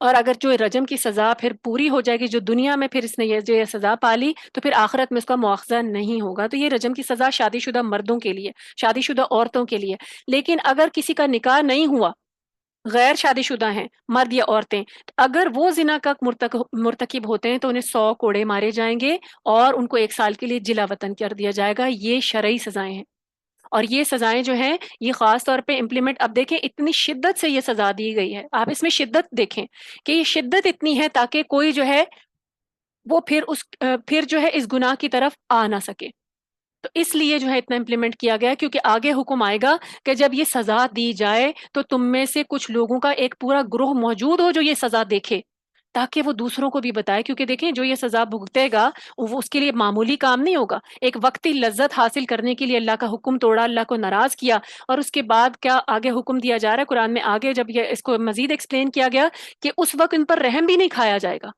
چاہے کسی کا پیارا ہو، مر رہا ہے، خون ہو رہا ہے، لہو لہان ہو رہا ہے، ان پر رحم نہیں کیا جائے گا، تاکہ عبرت ہو اور اس کے بعد لوگ زنا سے باز آ جائیں۔ اب آپ دیکھیں ویسٹ میں ان سزاؤں کو جو ہے وہ کیا کہا جاتا ہے کہ بڑی بربریت والی سزائیں۔ آج جب ان سزاؤں کو امپلیمنٹ نہیں کیا گیا تو ہمارے معاشرے میں زنا کی حالات چیک کر لیں، کیونکہ اب نہیں دی جاتی نا سزائیں، تو اس کی وجہ سے نہ کسی کو عبرت ملتی ہے، اور کوئی بچہ بچی کسی گلی میں محفوظ نہیں۔ کیوں؟ کیونکہ یہ سزائیں چھوڑ دی گئی ہیں، ترک کر دیا، اللہ کے حکم کو ترک کر دیا گیا، اللہ نے نازل کیے ہیں مسلمانوں کے لیے، کسی اور خلائی مخلوق کے لیے، غیر مخلوق کے لیے نازل نہیں کی گئی۔ اور آپ دیکھیں آج کہاں پورے روئے زمین پر کہاں ہوتی ہیں امپلیمنٹ سزائیں؟ ہارڈلی کسی ایک آدھ ملک میں، کہاں کہیں پہ آپ نے دیکھا ہے کسی کو زنا پر رجم کی سزا دی جا رہی؟ ہارڈلی کسی ایک آدھ جگہ پر، اور اللہ نے یہ حکم تمام مسلمانوں کے لیے اتارا، کیوں؟ تاکہ عبرت ہو۔ اس کے علاوہ اللہ تعالیٰ نے جب یہ توبہ کی بات کی تھی، جب یہ حکم نازل ہوا تو اللہ تعالیٰ نے زنا پر توبہ کی بھی بات کر دی تھی۔ اگر اللہ تعالیٰ نے کسی کا زنا جو ہے پوشیدہ رکھ لیا اور وہ تائب ہو گیا، کیونکہ اللہ تعالیٰ نے کہا کہ اگر کوئی توبہ کر لیتا ہے نا تو اللہ تعالیٰ بڑے سے بڑا گناہ جو ہے وہ معاف کر دیتے ہیں، تو اگر کسی سے یہ گناہ سرزد ہو گیا اور یہ جو اس کا گناہ ہے منظر عام پر آنے سے پہلے، اس پر حد قائم ہونے سے پہلے وہ اپنی اس گناہ سے تائب ہو جائے، توبہ کر لے، شرمندہ ہو جائے، استغفار کر لے، توبہ اللہ کے آگے کر لے، توبہ کے نفل پڑھ لے، سچی توبہ کر لے، تو اللہ تعالیٰ توبہ معاف، یعنی اسے معاف بھی کرنے والے ہیں۔ اللہ تعالیٰ آگے فرماتے ہیں آیت نمبر 17 میں، انما التوبۃ علی اللہ للذین یعملون السوء بجہالہ، ثم یتوبون من قریب فاولئک یتوب اللہ علیکم یتوب اللہ علیکم علیہم وکان اللہ علیما حکیما۔ اللہ سبحانہ وتعالیٰ فرما رہے ہیں کہ اللہ تعالیٰ پر قبولیت توبہ کا حق ہے صرف ایسے لوگوں کے لیے جو نادانستہ جب کوئی برا کام کر بیٹھتے ہیں تو پھر جلد ہی توبہ کر لیتے ہیں۔ یعنی کسی ایکسپائر آف دا مومنٹ میں نادانستہ ان سے ایسا کام ہو جاتا ہے، وہ کیا ہیں، بہت پاک باز ہیں لیکن کبھی غلطی کر بیٹھتے ہیں اور فوری طور پہ توبہ کر لیتے ہیں تو اللہ تعالیٰ جلد ہی توبہ ان کی قبول بھی کر لیتے ہیں، کیونکہ وہ فوراً پلٹ آتے ہیں۔ انسان ہے نا، انسان کو کہ ہر انسان کو جو ہے شیطان اس کے پیچھے لگا ہے، تو اگر اسے کبھی بہکا دے تو کیا ہوگا؟ اللہ تعالیٰ نے کیا کہا کہ اس کی توبہ اللہ کے ذمے حق ہے کہ اللہ اس کی توبہ قبول فرمائے جو فوراً پلٹ آئے، یعنی جو عادی مجرم نہ ہو، جو بار بار یہ کام کرنے والا نہ ہو، جس سے کبھی غلطی سے ایسا کام ہو اور فوراً پلٹ آئے۔ اللہ نے کیا کہا؟ اللہ ایسے ہی لوگوں کی توبہ قبول فرماتا ہے اور سب کچھ جاننے والا اور حکمت والا ہے، اس کو پتا ہے ان کے دل میں کیا تھا، اس کا ارادہ نہیں تھا۔ تو دیکھیں توبہ اس کی قبول ہوتی ہے، کس کی قبول ہوتی ہے اور کس کی نہیں، یہ اللہ تعالیٰ نے اس آیت میں بتا دیا۔ دو باتوں کی قید لگائی گئی ہے، ایک تو یہ کہ وہ گناہ گار جو ہے وہ جو گناہ ہے، زنا یا کوئی بھی گناہ، وہ نادانی میں ہوا ہو، جہالت میں ہوا ہو، نادانستہ طور پر ہو گیا ہو، تو اللہ تعالیٰ، اور اس کے بعد فوراً قصوروار کو اپنی سزا، اپنی غلطی کا احساس ہو جائے، فوراً وہ کیا کرے، ریپینٹ کرے تو اللہ تعالیٰ اور فوراً توبہ کر لے، تو پھر کیا ہے، اللہ تعالیٰ اس کی توبہ قبول فرما لیں گے۔ اس کے برعکس اگر کیا ہے، گناہ بھی جان بوجھ کر کیا اور اللہ کے حکم پر دلیر بھی ہو گئے کہ ٹھیک ہے کوئی بات نہیں، اب ہو گیا، میں انسان ہوں، میرے سے ہو ہی گیا یہ کام، اور توبہ میں عمدن تاخیر کرے، تو ایسی صورت میں توبہ کے قبول ہونے کا کوئی امکان نہیں۔ توبہ اگر جان بوجھ کر ڈیلے کی جائے گی تو پھر توبہ قبول کرنے کا کوئی امکان نہیں ہے۔ اللہ تعالیٰ آگے کیا فرما رہے ہیں آیت نمبر 18 میں، وَلَيْسَتِ التَّوْبَةُ لِلَّذِينَ يَعْمَلُونَ السَّيِّئَاتِ حَتَّى إِذَا حَضَرَ أَحَدَهُمُ الْمَوْتُ قَالَ إِنِّي تُبْتُ الْآنَ وَلَلَّذِينَ يَمُوتُونَ وَهُمْ كُفَّارٌ أُولَئِكَ أَعْتَدْنَا لَهُمْ عَذَابًا عَلِيمًا۔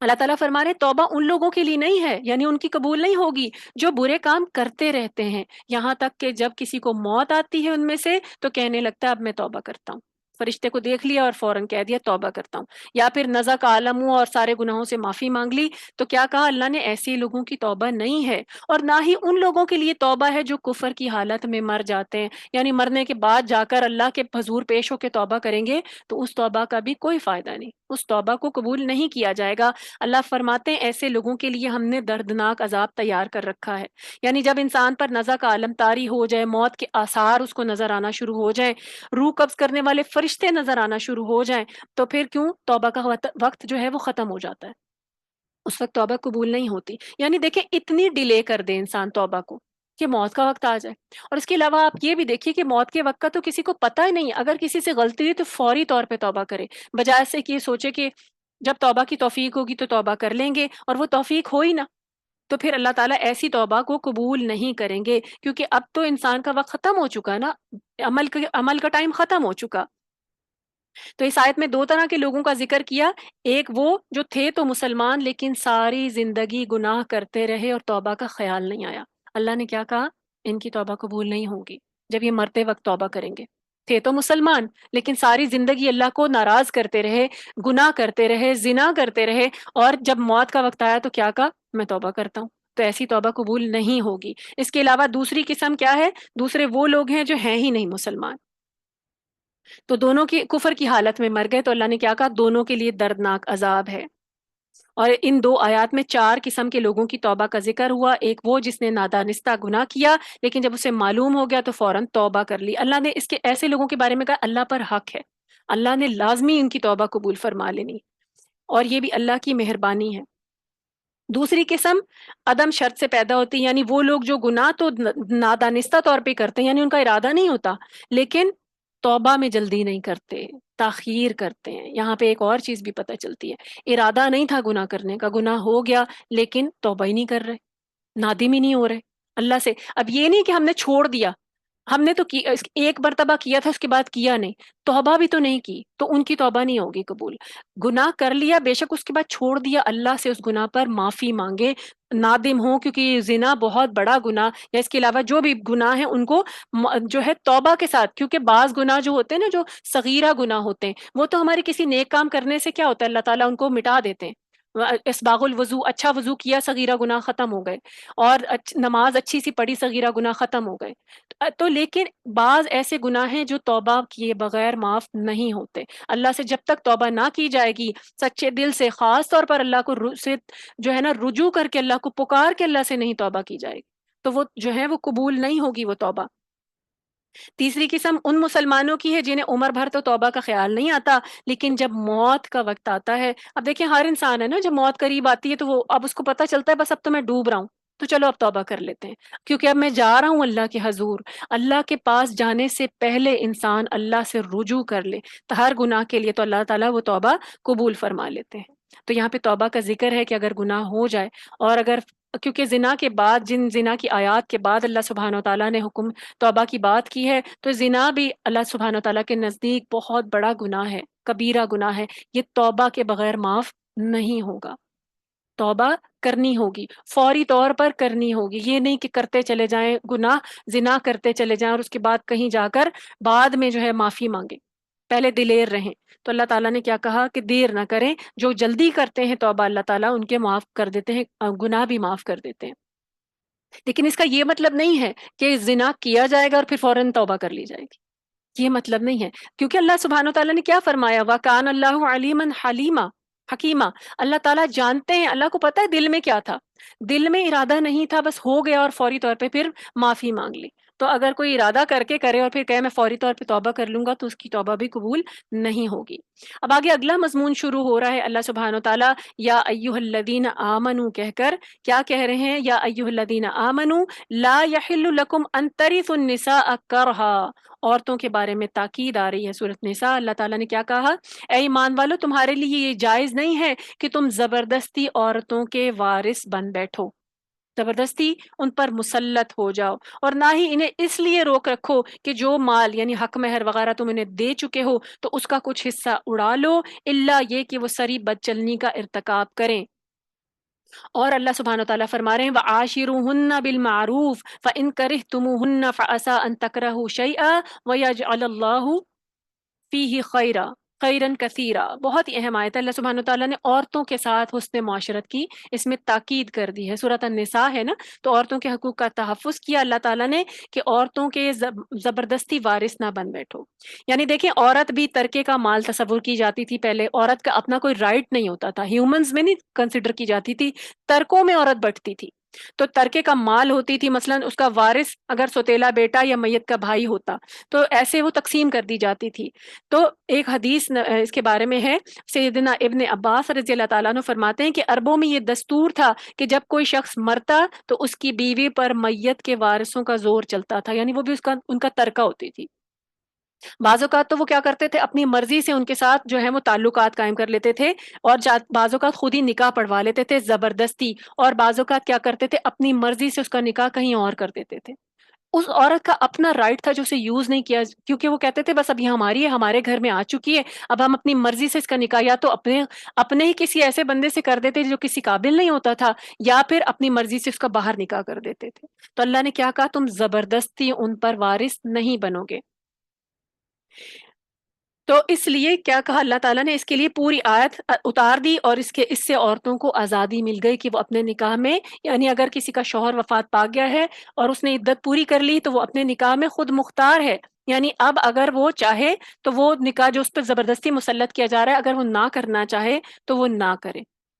اور اللہ تعالیٰ یہ بھی فرما رہے ہیں کہ انہیں اس لیے نہ روکے رکھو کہ جو مال تم نے انہیں دے دیا ہے اس کا کچھ حصہ اڑا دو، یعنی انہیں گھر میں ایسے قید نہ کرو کہ تمہیں ان کا کچھ حصہ جو تم نے ان کو دینا تھا وہ نہ دیں، یعنی تمہیں دینا نہ پڑے۔ تو اللہ تعالیٰ نے گھر میں قید رکھنے کا عورت کو اختیار صرف اس وقت دیا ہے اگر عورت بدکاری کی مرتکب ہو، جیسے اسی صورت میں ابھی ہم نے پہلے دیکھا کہ اللہ تعالیٰ نے کیا کہا کہ ان کو قید کر لو، اور کسی صورت میں عورت کو گھر میں قید نہیں کیا جا سکتا۔ اور اتنی خوبصورت اس آیت کے آخر میں بات ہے وَعَاشِرُهُنَّ بِالْمَعْرُوفِ، عورتوں کے ساتھ کیا کرو، اللہ تعالیٰ فرما رہے ہیں ان کے ساتھ بھلے طریقے سے زندگی بسر کرو، اگر وہ تمہیں ناپسند ہو تو ہو سکتا ہے کہ کوئی چیز تمہیں ناگوار ان میں لگتی ہو مگر اللہ نے اس میں بہت زیادہ خیر رکھ دی ہو۔ بہت ہی اہم آیت ہے، اللہ تعالیٰ نے اسی ایک آیت میں جو ہے نا عورت کے ہر حق کا تحفظ کر دیا۔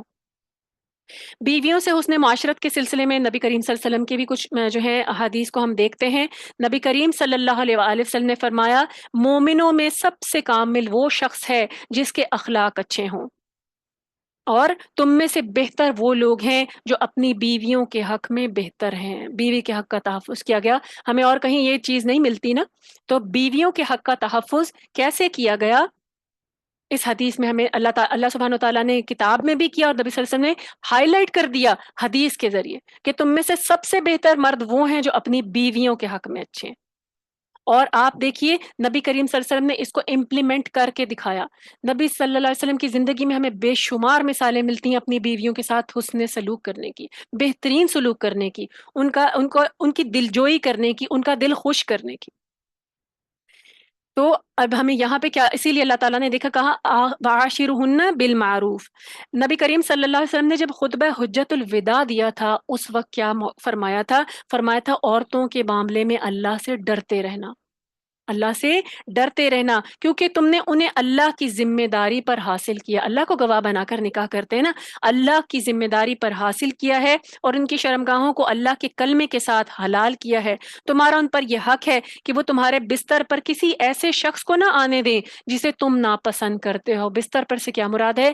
کوئی ایسا شخص تمہارے گھر میں نہ آنے دیں کہ جسے تم ناپسند کرتے ہو، اور اپنی عصمت کی حفاظت کریں۔ پھر اگر وہ ایسا کریں تو تم انہیں مار سکتے ہو، لیکن اس طرح کہ انہیں چوٹ نہ آئے۔ یعنی اگر وہ کسی ایسے شخص کو تمہیں کوئی کسی پر شک ہے اور وہ آنے دیتی ہیں تو کیا کرو، تم اس وقت انہیں مار سکتے ہو، اور وہ باہر بھی ایسی ہو کہ انہیں چوٹ نہ آئے، یعنی نیل تک نہ پڑے، اتنی ضرب نہ ہو۔ اور ان کا تم پر یہ حق ہے کہ تم انہیں دستور کے مطابق خوراک اور پوشاک مہیا کرو۔ صحیح مسلم کی حدیث ہے کہ جیسا تم کھاتے ہو، جیسا تم پہنتے ہو، بالکل اسی سٹینڈرڈ پر ان کو رکھو۔ یہ نہیں ہو کہ اپنا تو اچھا پہننا اوڑھنا ہے اور بیوی کے لیے کیا ہے، اس کو ذرا سے پیسے دے دیا، اس کے کپڑے بنانے کے اس کو پیسے نہیں دیے، اس کا جیب خرچ بند کر دیا، خود ہی لا کے دے رہے ہیں اور بیوی کا کوئی خیال ہی نہیں ہے۔ تو اللہ سبحانہ تعالیٰ نے کیا کہا؟ دستور کے مطابق انہیں خوراک اور پوشاک مہیا کرو، جس سٹینڈرڈ کا تم پہنتے ہو اسی سٹینڈرڈ پر انہیں پہناؤ، جس سٹینڈرڈ پر تم کھاتے ہو اسی پر انہیں کھلاؤ، انہیں کمتر نہ سمجھو، انہیں اپنے برابر ٹریٹ کرو۔ یہ کتاب، اور یہ کب فرمایا؟ حجت الوداع کے موقع پر۔ نبی کریم صلی اللہ علیہ وسلم نے فرمایا کہ کوئی مومن اپنی مومنہ بیوی سے بغض نہ رکھے، یعنی اسے ناپسند نہ کرے۔ اگر اسے اس کی کوئی عادت ناپسند ہوگی تو ضرور کوئی دوسری پسند بھی ہوگی۔ یعنی ایسا تو نہیں نا ہے کہ کوئی عورت ہے اس کے اندر کوئی خوبی ہے ہی نہیں، جو کہ عام طور پہ کیا ہوتا ہے جب اکٹھے رہتے ہیں ہمارے معاشرے میں، المیہ یہ ہے کہ ہم کیونکہ اللہ سبحانہ وتعالیٰ کے احکامات کو، نبی کریم صلی اللہ علیہ وسلم کی سنت کو جانتے نہیں نا ہے، تو بیویوں کو جو ہے تھوڑا سا ایک کم درجے پر ٹریٹ کیا جاتا ہے۔ تو پھر کیا ہے، ان کی ساری عادتیں بری لگنا شروع ہو جاتی ہیں الٹیمیٹلی۔ پہلے شروع میں شادی میں کچھ یعنی کہ سب کچھ اچھا لگ رہا ہوتا ہے، پھر آہستہ آہستہ کچھ اچھا لگ رہا ہوتا ہے، پھر آخر میں کچھ بھی اچھا نہیں لگ رہا ہوتا۔ اللہ سبحانہ تعالیٰ نے کیا کہا؟ اس کی کوئی ایک عادت تمہیں اگر نہیں پسند تو اس میں کچھ نہ کچھ تو خیر ہوگی۔ یہ رب کی مخلوق ہے، اللہ نے بنائی ہوئی ہے، خیر اور شر اس کے اندر ہے۔ اگر تمہیں اس میں کوئی چیز نہیں پسند تو دیکھو اس میں کیا چیز اچھی ہے اور کیا چیز ہے جو تمہیں فائدہ پہنچا رہی ہے، اس پر نظر کرو تو وہ تمہیں اچھی بھی لگے گی۔ اسی طریقے سے نبی صلی اللہ علیہ وسلم نے فرمایا کہ عورت پسلی کی طرح ہے، اگر تم اسے سیدھا کرنے کی کوشش کرو گے تو اسے توڑ دو گے، اور اگر اس سے فائدہ اٹھانا چاہو تو اسی حالت میں اٹھاؤ جبکہ اس میں کجی موجود ہو، یعنی ٹیڑھ موجود ہو۔ بخاری کی حدیث، اور بہت اہم حدیث ہے۔ اس حدیث کو دیکھیں آپ ذرا کہ نبی صلی اللہ علیہ وسلم نے خود ہی بتا دیا کہ عورت ٹیڑھی پسلی کی طرح ہے، اس کے اندر تھوڑی سی ٹیڑھ ہے، جذباتی ہوتی ہے نا، جلدی ناراض ہو رہی ہے، جلدی لڑ رہی ہے، جلدی بول رہی ہے، تو کیا ہے، اور پھر جلدی جو ہے واویلا بھی کر بیٹھتی ہے، اور یعنی کہیں نہ کہیں اس کا نامناسب جو رویہ جو اگر مرد کو لگ رہا ہے، کیونکہ اس کے اندر ایک کجی ہے، وہ جذباتی، اس کا میک اپ جو ہے ایموشنل میک اپ جذباتی کے طور پہ، اور یہ کس نے رکھا ہے؟ یہ اللہ نے رکھا ہے۔ یہ جو ٹیڑھ اس کے اندر ہے یہ کس کی تخلیق کردہ ہے؟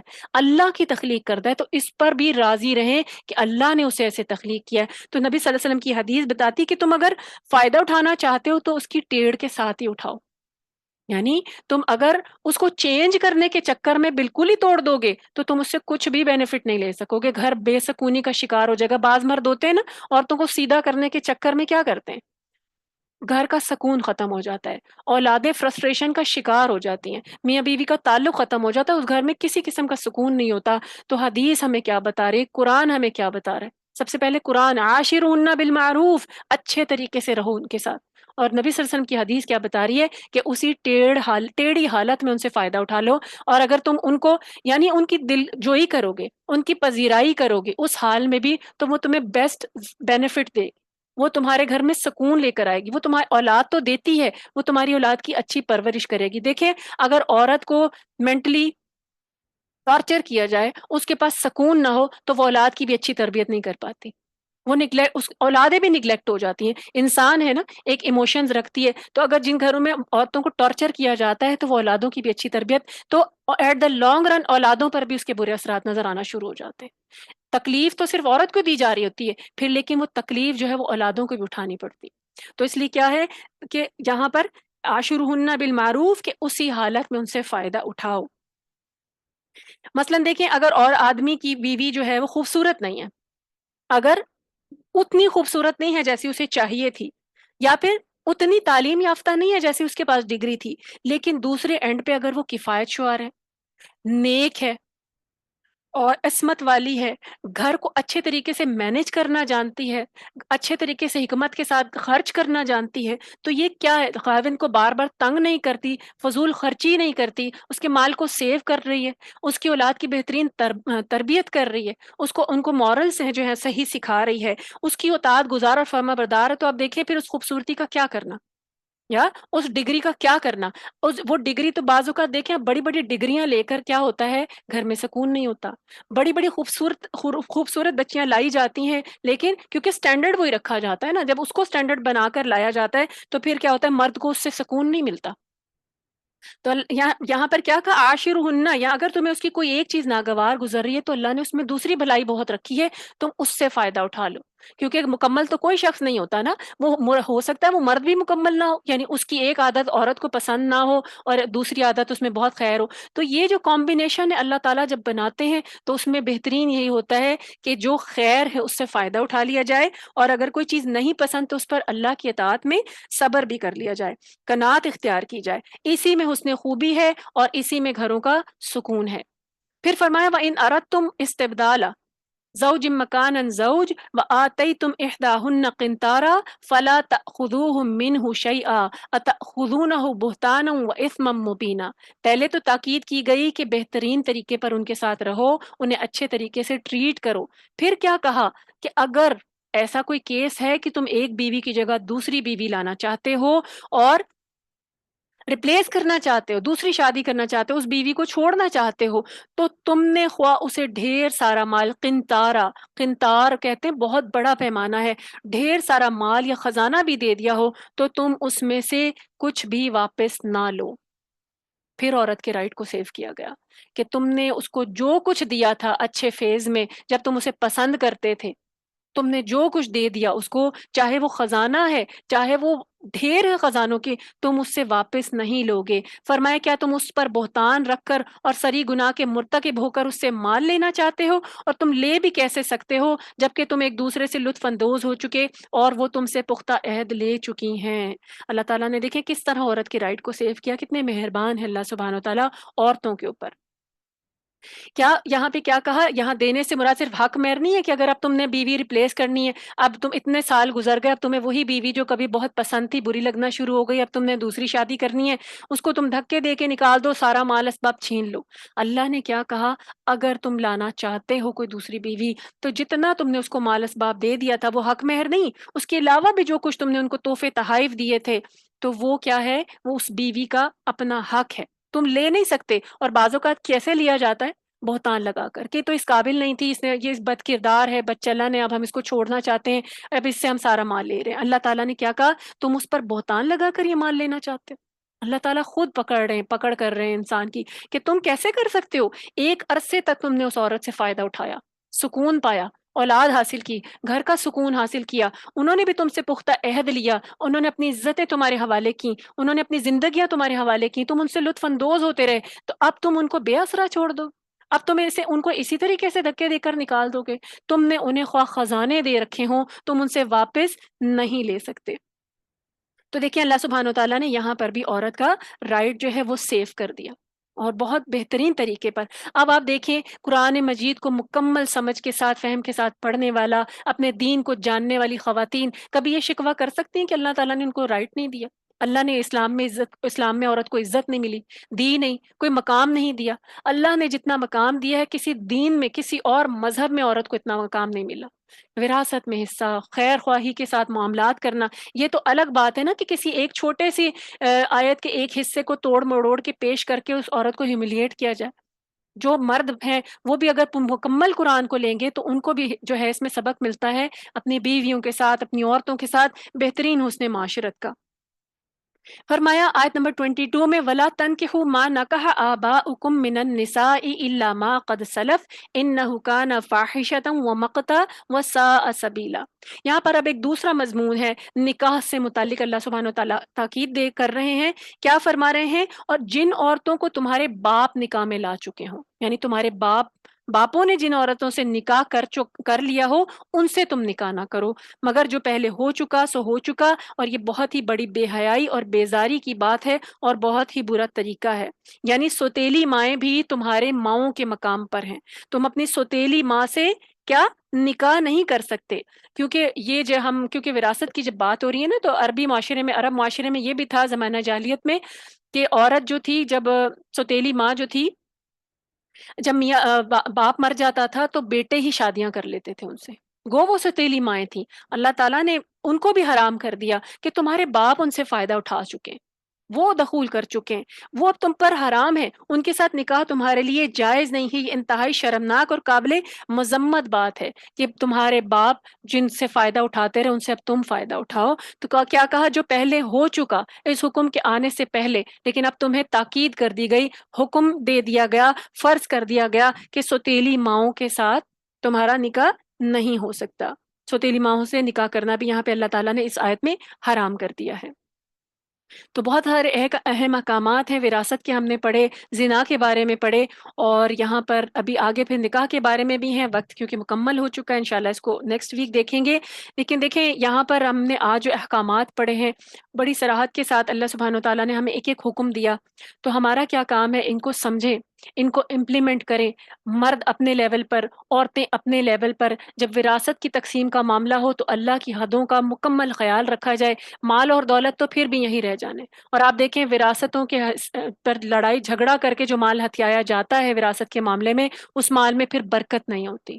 تو اللہ کے حکم پر، جیسا اللہ نے تقسیم کیا اس تقسیم پر راضی رہتے ہوئے جب وہ مال استعمال کیا جاتا ہے اس میں برکت بھی ہوتی ہے، ادروائز صرف وہ مال فساد کا ذریعہ بن جاتا ہے۔ تو اللہ سبحانہ و تعالیٰ سے دعا ہے کہ جو احکامات ہم نے پڑھے ہیں اللہ تعالیٰ ان پر ہمیں عمل کرنے والا بنائے، ہمیں ان کا صحیح فہم عطا فرمائے، اس پر عمل کرنے والا اور ان حدوں کو قائم رکھنے والا بنائے۔ انشاءاللہ پھر آگے دیکھیں گے۔ ربنا تقبل منا انک انت السمیع العلیم وتب علینا انک انت التواب الرحیم۔ سبحانک اللہم وبحمدک، نشہد ان لا الہ الا انت، نستغفرک ونتوب الیک۔ السلام علیکم ورحمۃ اللہ وبرکاتہ۔